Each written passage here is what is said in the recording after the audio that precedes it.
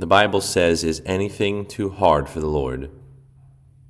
At the time appointed, I will return unto thee according to the time of life, and Sarah shall have a son." This is the Lord reiterating once again God's promise to Abraham, that he would have a son that would come forth of his own loins, a son that would inherit all things. A son we know would be Isaac. And the Lord reminds Abraham, there is nothing too difficult for me. It may seem impossible to you for God to fulfill this promise, for God to take you through this season, but it's not too hard for the Lord.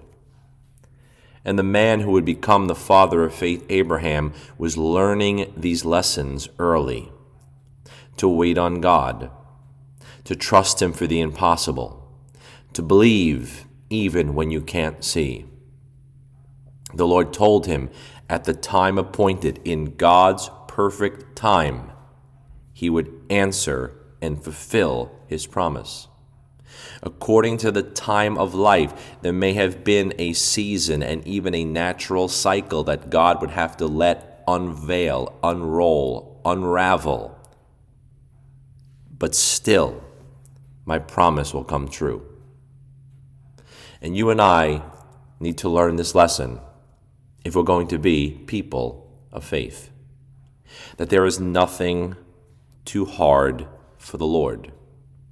In God's appointed time, he will fulfill that promise. There may be a season and a cycle we need to go through, but God will bear that fruit in your life. Abram and Sarai had taken matters into their own hands by going into Hagar and had to deal with those problems even unto this day.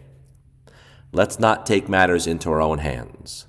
Let's continue to trust. Let's continue to believe. Let's continue to wait, because there's nothing too hard for our God.